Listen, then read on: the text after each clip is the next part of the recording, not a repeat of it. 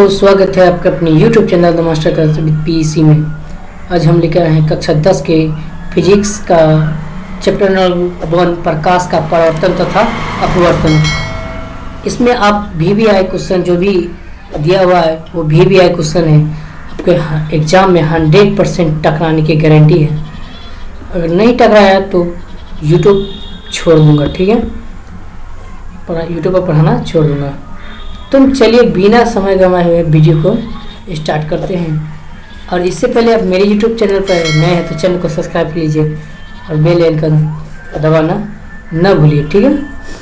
तो चलिए हम क्वेश्चन नंबर 1 की तरफ बढ़ते हैं। तो 1 में दिया हुआ है, क्या दिया हुआ है, तो कहता है कि किसी वस्तु को अवतल दर्पण और फोकस के बीच रखा जाता है और उनका प्रतिबिंब कहाँ बनेगा।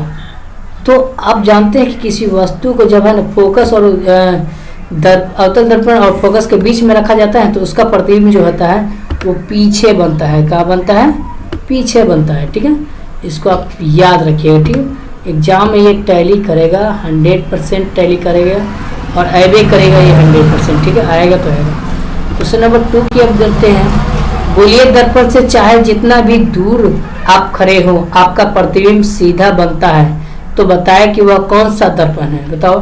तो आपका प्रतिबिंब सीधा किस दर्पण में बनेगा, तो वो उत्तल दर्पण में बनता है। कौन सा दर्पण में? तो उत्तल दर्पण में बनता है, ठीक है। तो इसको आप याद रखिएगा, ठीक है। क्वेश्चन नंबर 3 में कहता है, क्वेश्चन नंबर 3 में बोल रहा है कि अवतल दर्पण द्वारा किसी वस्तु का प्रतिबिंब आभासी, सीधा तथा वस्तु से बड़ा बनता है, तो बताए कि वह वस्तु की स्थिति कहाँ होगी। तो वस्तु की स्थिति जो है ना, अगर अवतल दर्पण की बात करें तो आभासी और सीधा बनेगा, तो बड़ा प्रतिबिंब बनाएगा कहाँ, तो फोकस और ध्रुव के बीच में बनाएगा। कहाँ बनाएगा? तो फोकस और ध्रुव के बीच में बनाएगा, ठीक है। तो इसे याद रखिएगा, समझिए, और एग्जाम में ये 100% आएगा तो आएगा, ठीक है। चलिए क्वेश्चन नंबर हम 4 की तरफ बढ़ते हैं। तो 4 में तो ये VVI क्वेश्चन है, आप याद रखिएगा इसको, और 100% आप टकराएगा। और इस समय भी है ना ये क्वेश्चन आया हुआ था, ठीक है। तो प्रकाश के परावर्तन के कितने नियम है, प्रकाश के परावर्तन के कितना नियम है, तो यहाँ लिखा हुआ है परावर्तन के कितने में। तो प्रकाश के परावर्तन पूछे या अपवर्तन पूछे, इसमें 2 नियम होता है, ठीक है। तो PDF में हम पहले ही दे दिए हैं सब्जेक्टिव को, तो आप इसे याद रखिएगा। अगर नहीं लिए हैं सब्जेक्टिव को तो मेरे चैनल को सब्सक्राइब करके और कमेंट करिएगा, सर हमको नहीं मिला, कमेंट में नंबर लिख दीजिएगा तो हम उस पर डाल देंगे PDF पर, ठीक है। तो यहाँ पे देख सकते हैं। अब क्वेश्चन नंबर 5 की तरफ चलते हैं। गोलीय दर्पण के माध्य बिंदु को क्या कहते हैं, तो गोलीय दर्पण के माध्य बिंदु को ध्रुव कहते हैं। क्या कहते हैं? ध्रुव कहते हैं, ठीक है। तो इसे याद रखिएगा। और एग्जाम में ये ध्रुव से है ना संबंधित 5 क्वेश्चन तो है ना, 4 क्वेश्चन, 3 क्वेश्चन तो है ना आँख मुँह के रखा हुआ रहता है, ठीक है। चलिए क्वेश्चन नंबर हम चलते हैं 6 की तरफ, ठीक है। क्वेश्चन नंबर 6 में कहता है, क्वेश्चन नंबर 6 में कहता है कि ध्रुव तथा फोकस के बीच की दूरी को क्या कहते हैं। तो ध्रुव तथा फोकस के बीच की दूरी को क्या कहते हैं, तो आंसर इसका होगा फोकस दूरी कहते हैं। क्या कहते हैं? फोकस दूरी कहते हैं, ठीक है। क्वेश्चन नंबर 7 की तरफ बढ़ते हैं। तो 7 में कहता है कि मुख्य फोकस तथा वक्रता केंद्र से जाने वाली रेखा क्या कहलाती है। मुख्य फोकस तथा वक्रता केंद्र से जाने वाली रेखा क्या कहलाती है, तो मुख्य अक्ष या प्रधान अक्ष कहलाती है। क्या कहलाती है? मुख्य अक्ष या प्रधान अक्ष कहलाती है, ठीक है। इसे आप याद रखिएगा। चलिए हम क्वेश्चन नंबर 8 की तरफ बढ़ते हैं, ठीक है। और दोस्तों को ज़्यादा से ज़्यादा इसको शेयर कीजिए, ठीक है। क्वेश्चन नंबर 8 में दिया हुआ, जिस दर्पण द्वारा परावर्तन तल अंदर से धंसा हो वह क्या कहलाता है, तो वह क्या कहलाता है? उत्तल दर्पण कहलाता है, समझे। अंदर की धंसा हो ना तो अवतल दर्पण का होता है। तो अवतल दर्पण कैसा प्रतिबिंब, तो ऐसा प्रतिबिंब अवतल दर्पण का बनता है, ठीक है। अब देख सकते हैं, समझे, यहाँ पर यह अवतल दर्पण है, समझे। ये कौन सा है? अवतल दर्पण है, ठीक है। ऐसे याद रखिएगा, ठीक है। चलिए हम क्वेश्चन नंबर 9 की तरफ बढ़ते हैं। तो जिस दर्पण का परावर्तन तल बाहर की ओर उभरा हुआ हो वह क्या कहलाता है, तो वह उत्तल दर्पण कहलाता है। उत्तल दर्पण कैसा बनाता है प्रतिबिंब, उत्तल दर्पण ऐसा बनता है, समझे। यहाँ आप देख सकते हैं, समझे, इस टाइप का रहता है, समझे। ये उत्तल दर्पण रहता है। यहाँ पे सही नहीं बन रहा है लेकिन आप बनाकर कॉपी में देख सकते हैं या मेरे PDF से आप भी देख सकते हैं। ठीक है, क्वेश्चन नंबर 10 की तरफ चलते हैं। तो गोलीय दर्पण में F का मान क्या होता है? तो गोलीय दर्पण में F का मान होता है F बराबर R/2। ये तो 100% एग्जाम में आया हुआ VBI क्वेश्चन है। क्या है? VBI क्वेश्चन है, यानी कि वेरी वेरी इंपॉर्टेंट। ठीक है, क्वेश्चन नंबर 11 की तरफ बढ़ते हैं। चलिए, तो क्वेश्चन नंबर 11 में कहता है कि उत्तल दर्पण में प्रतिबिंब कैसा होता है? उत्तल दर्पण द्वारा कैसा प्रतिबिंब बनता है?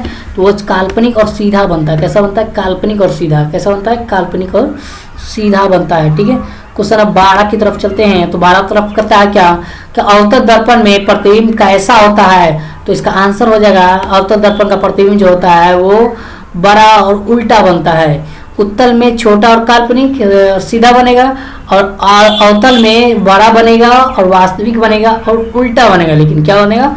उल्टा दिखाई देगा। चलिए, क्वेश्चन नंबर 13 की तरफ चलते हैं। तो 13 में दिया हुआ निर्देशांक ची परिपाटी के अनुसार वस्तु को दर्पण के किस पर रखा जाता है? समझे, तो यहाँ पर किस ओर रखा जाता है? समझे, किस तरफ रखा जाता है, लिख दीजिएगा किस तरफ रखा जाता है। तो यहाँ पर है ना बाईं ओर रखा जाता है। कहाँ रखा जाता है? यहाँ पर भी मिस प्रिंट हो गया है, तो इसके लिए सॉरी। समझे, बाईं ओर रखा जाता है।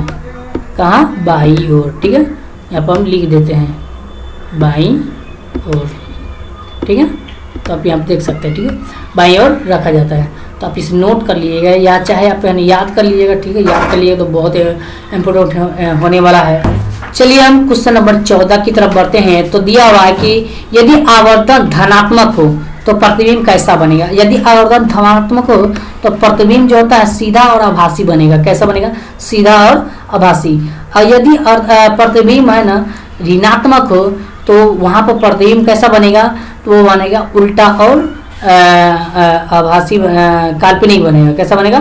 काल्पनिक बनेगा। समझे, तो इसे याद रखिएगा। ठीक है, उस दर्पण का नाम बताएं। क्वेश्चन नंबर 15 में दिया हुआ है, उस दर्पण का नाम बताएं जो बिंब का सीधा आवर्तित प्रतिबिंब बनाता है। कैसा बनाता है? सीधा आवर्तित प्रतिबिंब। ठीक है, तो वो अवतल दर्पण में बनता है। कैसा, कौन सा दर्पण में बनता है?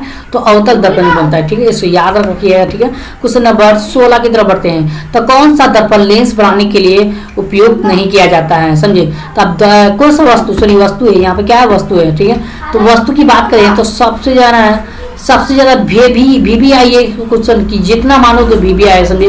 तो ये मिट्टी है, और एग्जाम में तो 100% जितना बोलो उतना है ना टारगेट कर लो। समझे, एकदम दाल भात चोखा बना दो इसको। समझे, खिचड़ी बनाकर रट जाओ। समझे इसको। समझे, और 100% ये एग्जाम में पूछता है। समझे, तो ये मिट्टी होगा। समझे, तो इसको तो कभी जिंदगी में आप भूलिएगा नहीं, हमको पता है। समझे, क्वेश्चन नंबर 17 की तरफ बढ़ते हैं। तो 17 में कहता है गोलीय दर्पण का सूत्र क्या होता है? तो गोलीय दर्पण का सूत्र जो होता है 1/v + 1/u = 1/f।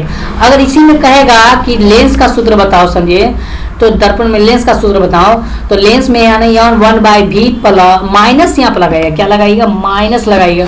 1/u = 1/f। समझे, तो आई होप ये समझ में आ गया होगा। समझे, चलिए हम क्वेश्चन नंबर 18 की तरफ बढ़ते हैं।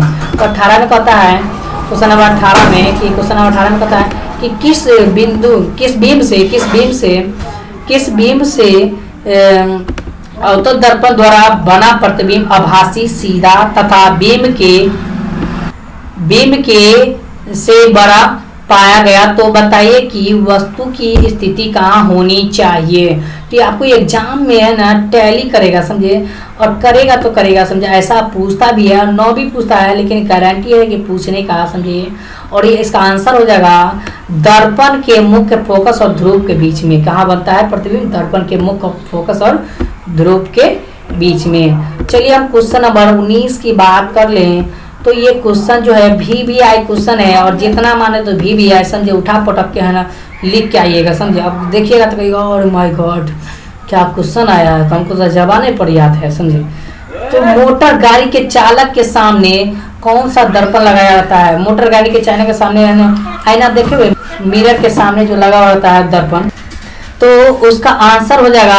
आप जानते हैं कि मिरर जो लगा रहता है ना गाड़ी मोटरसाइकिल इसके सब में लगा रहता है, तो उसके सामने जो रहता है उत्तल दर्पण लगा रहता है, ताकि उसमें जो प्रतिबिंब दिखाएगा आदमी का वो सीधा दिखाएगा, और उल्टा दिखाएगा तो गाड़ी तो वोटी पलट जाएगा। समझो, कैसे दिन हो जाएगा। समझो, तो अब भी है ना उल्टा नहीं लगा लीजिएगा कि अवतल दर्पण लगा दिए तो है ना जाइएगा तो हराइए जाइएगा। ठीक है, चलिए क्वेश्चन नंबर 20 की तरफ बढ़ते हैं। तो 20 में कहता है कि दाढ़ी बनाने में कौन सा दर्पण का उपयोग किया जाता है।